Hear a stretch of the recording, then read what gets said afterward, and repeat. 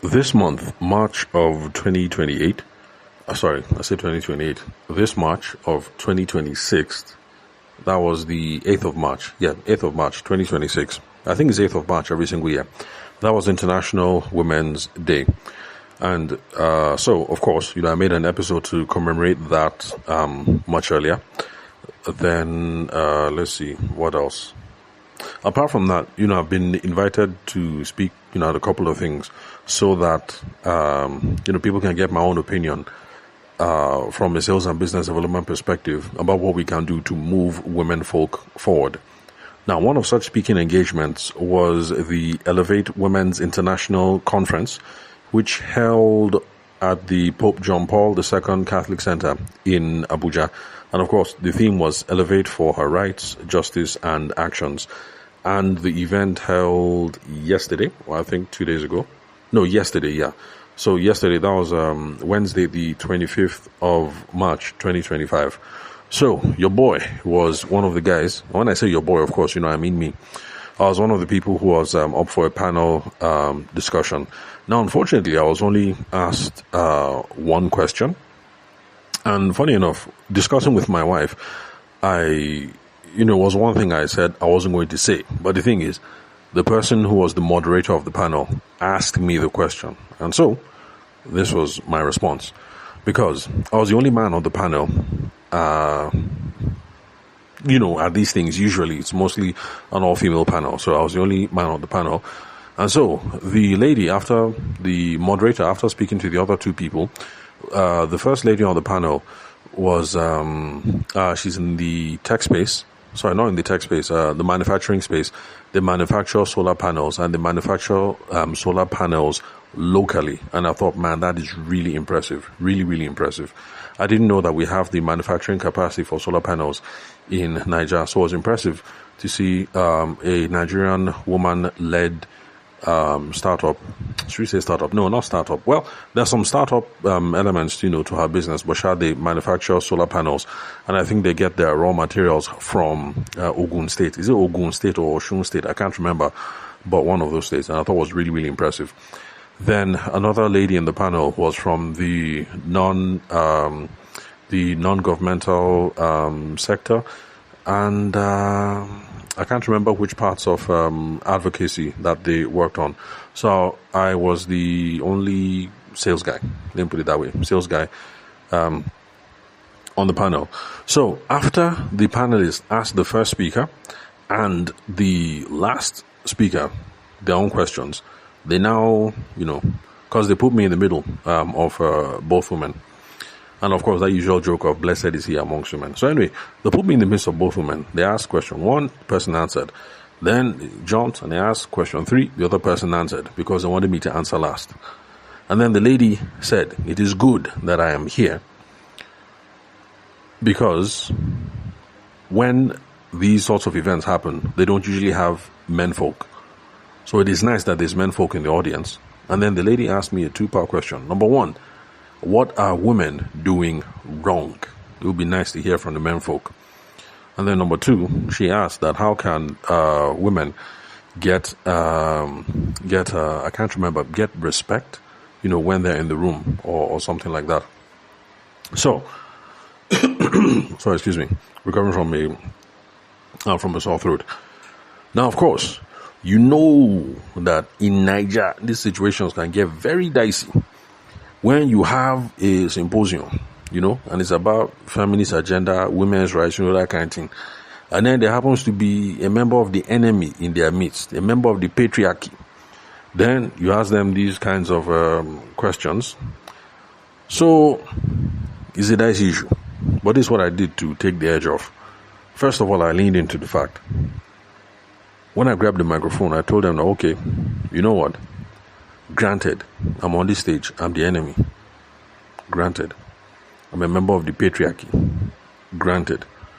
But then I told them that, look, as I'm here on this stage now, normally I for no one talk, but the thing is, you guys asked me this question. So, this is how we're going to take it. Just assume that as I'm on this stage, just assume that I am your son and I am your brother.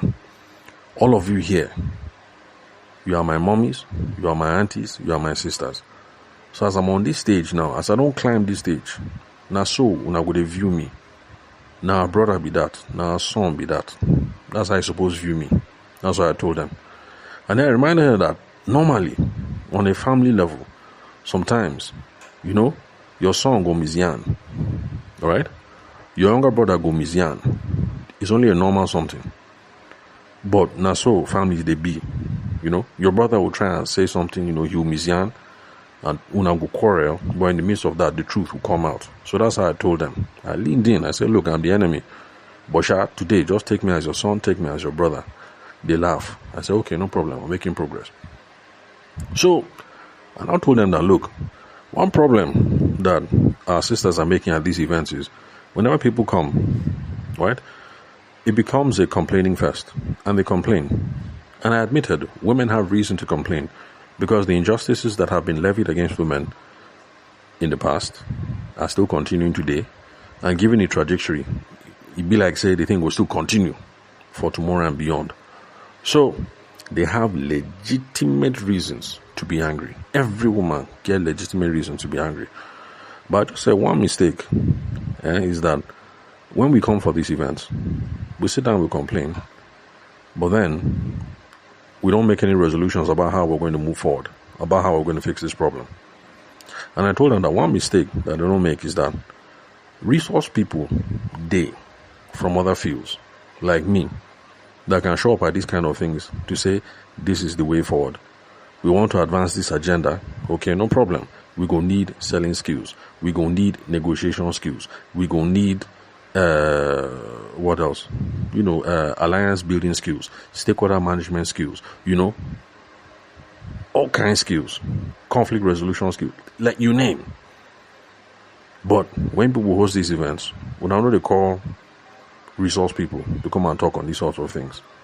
So people show up and the focus is Aluta Continua, Victoria Asata. And I said, no problem. We suppose they shout. We suppose they sing. Forward ever, backward never. Aluta Continua, down with the patriarchy. Yes, we suppose they sing. But the thing is, you will also call resource people so that it's not just a matter of when we get on stage, we go to complain. And then there's no way forward. And then I said that, look, because time don't pass, because the first speaker spoke for maybe 20 minutes, the second speaker spoke for maybe 10 minutes, so if two people already don't carry like 20, 30 minutes, how much time will I have? So I said, look, because time don't go, the only thing I'll say is every woman will date this audience, we're not supposed to get side hustle, we're not supposed to get business. Not just because of the independence and the money will go enter your pocket, you understand? All right? And not just because of the, there's a way that when you earn your own money, it's the way you go, you go raise, you go carry shoulder, and nobody can tell you nothing. Like for those of you who listen to the podcast, you remember that my sister-in-law, there was one time she was dating one guy, and, I wasn't too happy about, some stuff, but, that's how love is, But then, Yawa happened, and then, they broke up and everything, and the guy was acting funny. And that whole thing of, I paid for this. So that's how the thing now became.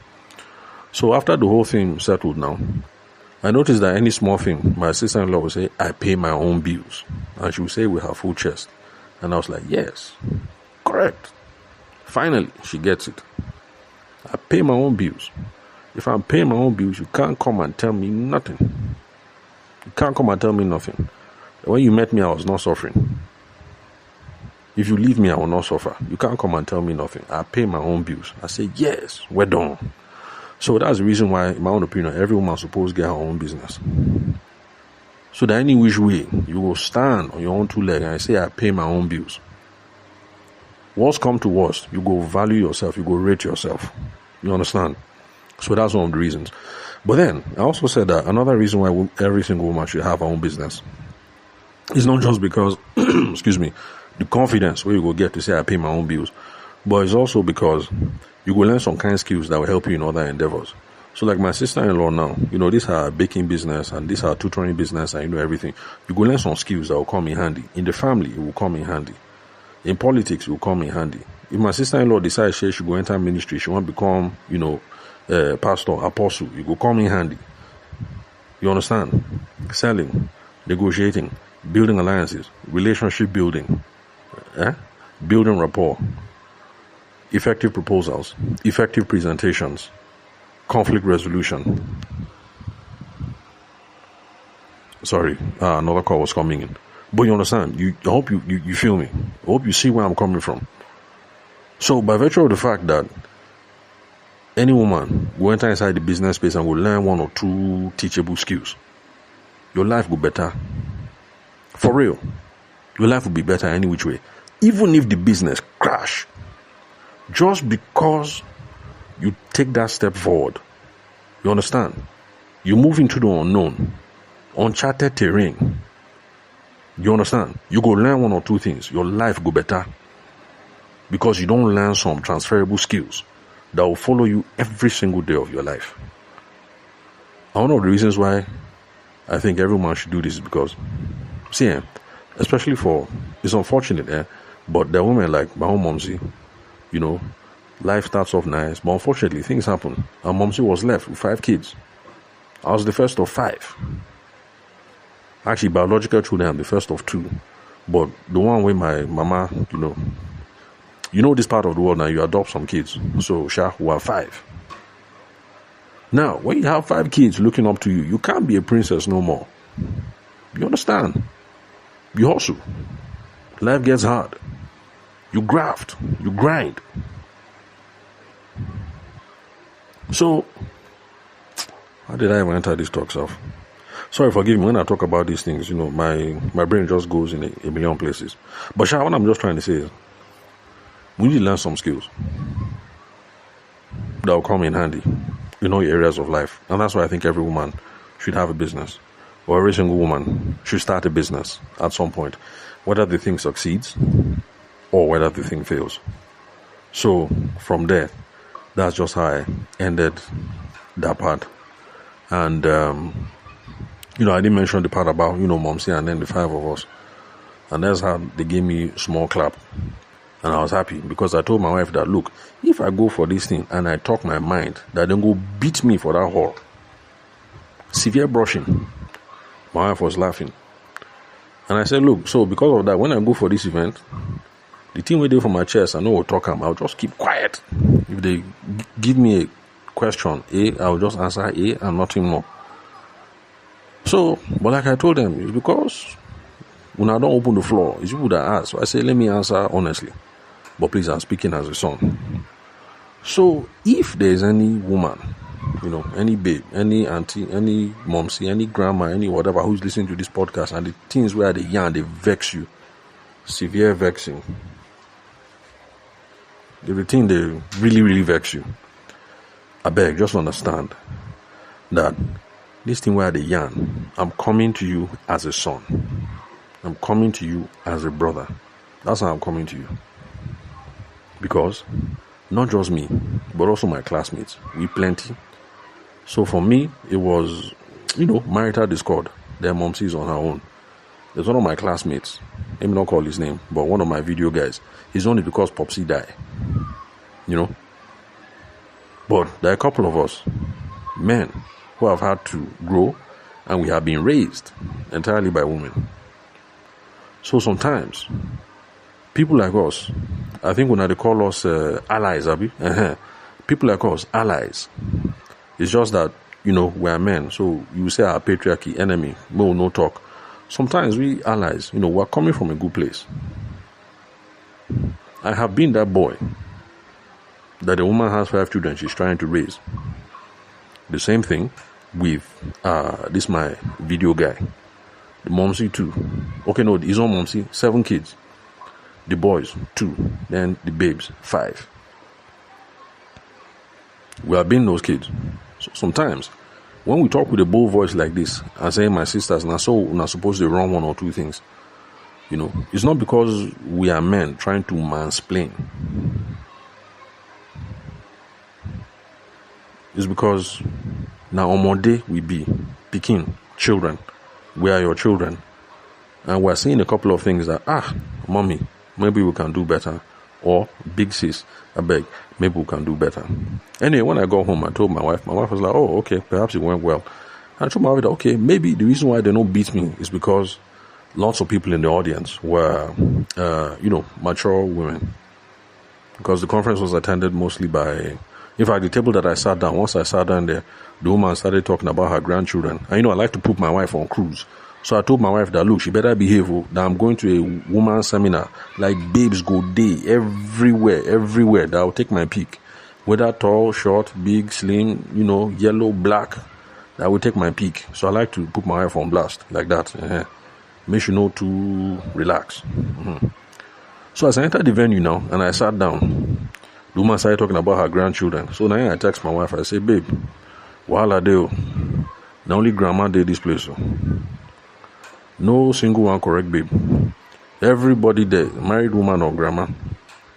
So anyway, I was saying, okay, maybe it's because it was a mature audience, that's why they didn't beat me. So the next time I'm invited to go to this sort of thing, if I gauge the audience and I see that all of them are young babes, 20, 30, 40, I'll keep my mouth shut, because I know that if I say what I said, again, in that kind of setting, 20, 30-year-old, I know that they go beat me shaggy, scratch my eye, come out. So, anyway, there were a couple of things I wanted to talk about. I couldn't talk about that because I ran out of time. But I'm making today's episode just to let you know that I was at a women's international conference, and I happened to answer one question, even though I wanted to talk about a couple of other issues. But please, any woman listening to this thing, please just hear me as a brother and hear me as your son. Okay? If there's anything I say that grate your mind, I beg. I'm not trying to mansplain. Please, I'm not trying to mansplain. I was asked, and so I answered. Well, of course, always, aluta continua, Victoria Asata.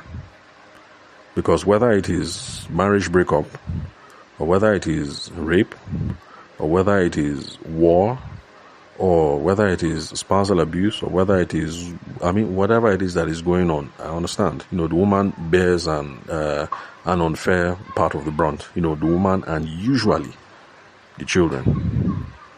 So, Victoria, aluta continua, Victoria Asata, we're here for you. I guess what I'm just trying to say is I'm just trying to beg that at some of these events maybe we'll throw, yes, we're the enemy. Invite some of us. Sometimes we have one or two important things to say. But just in case anybody misyan, just remember, this person is talking as a son, this person is talking as a brother. That's the reason why you are comfortable to call us ally. And when family members fight, what you do is you treat the F up accordingly.